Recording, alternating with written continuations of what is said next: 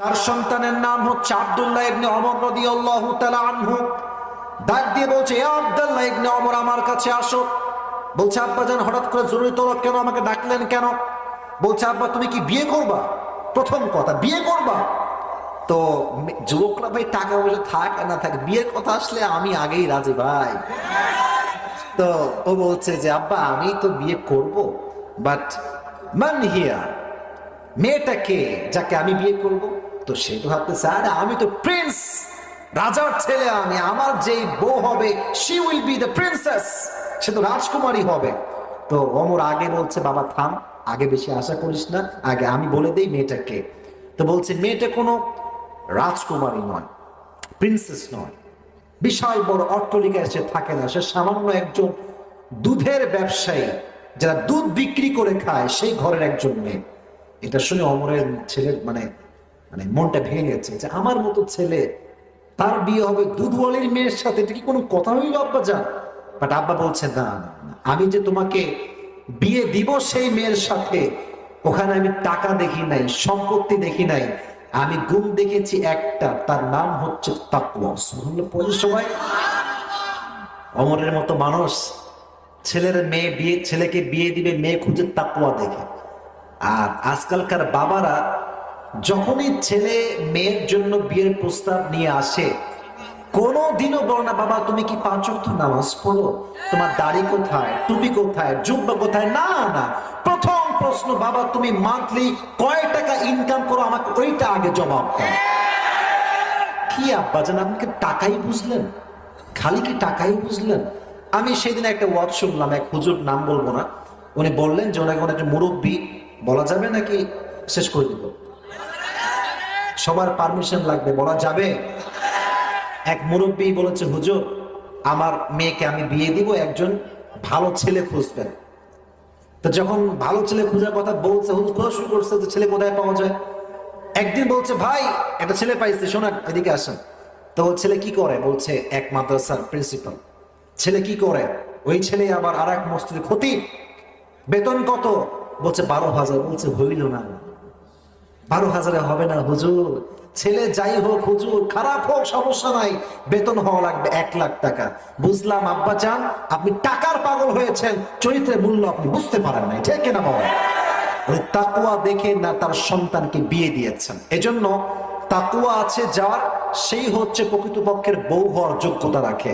আর তাকওয়া যার নাই, তারাই কিন্তু বিয়ের পরে ইমোতে গিয়ে উল্টাপাল্টা ভিডিও করে ব্যবসা করে বেড়ায়, ঠিক কিনা বলেন?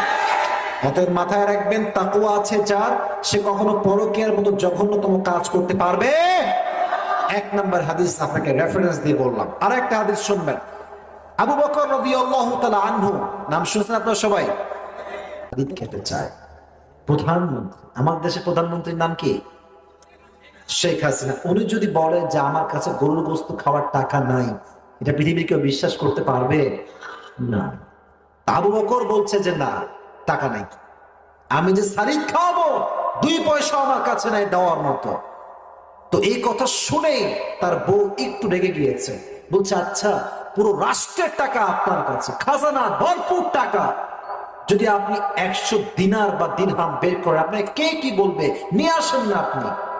বলছে, আমি যদি নিয়ে আসি আর খাওয়াই, এটা যদি কেউ না দেখে, দেখবে একজন। আজ থেকে আল্লাহ নামটা জোরে বলুন, তিনি কে? তো উনি বুঝে গিয়েছে যে আমার স্বামী আমাকে দিবে না সারিদ কিনে। এইভাবে করে 2-3 মাস পার হয়ে গিয়ে সারিদ খাওয়ার কোনো খবর নাই। প্রায় কয়েক মাস পরে আবু বকর ঘরে আসছে, যখন তার বিবি তার সামনে একটা ছোট্ট প্লেট নিয়ে আসছে, প্লেটে রাখা আছে সারিদ। ডাক দিয়ে বলছে, ওর স্বামী আপনাকে কয়েক টুকরা সারিদ খাওয়াতে চাই, একটু আমার থেকে গ্রহণ করবেন। যখন তারপরে সারিদ দেখতে পেয়েছে, আবু বকর ডাক দিয়ে বলছে, আমার বিবি তুমি এই সারিদ কই থেকে পেয়েছো? এবার ডাক দিয়ে বলছে, আবু বকর আপনি যে প্রত্যেক মাসে আমাকে হাত খরচ টাকা দেন, হাত খরচ মান্থলি, এই খরচ থেকে টাকা বাঁচিয়ে বাঁচিয়ে, সামান্য কয়েক টাকা বাঁচাতে বাঁচাতে আজকে 3 মাস বা 4 মাস পরে আমি আমার সন্তানদের আবদার পূরণ করবার জন্য সারিদ ক্রয় করে নিয়ে আসছি। সুবহানাল্লাহ। উনি নিলেন, এদিকে তাকান, আমার হাতের দিকে নিয়ে খেলেন। খাওয়ার পরে সোজা সংসদ ভবনে গেলেন। রাষ্ট্রের মন্ত্রী, এমপি, ব্যারিস্টার, যত পুলিশ, আর্মি, বিডিআর, র্যাব, দায়িত্বশীল সবাইকে ডাকলেন মজলিসে শুরা। সবাই তো অবাক, কিরে এত দ্রুত সবাইকে তলব কেন, কি হয়েছে আবু বকরের? বলছে তোমরা আমাকে কি স্যালারি দাও, যাই দাও না কেন এটা আজ থেকে কমায় দাও।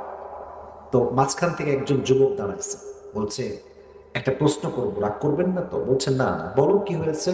বলছে আচ্ছা আপনি তো আমাদেরই কাজ করেন, বেতন বেশি হলে সমস্যা কোথায়, রাখেন আপনি, কোনো সমস্যা আমাদের নাই।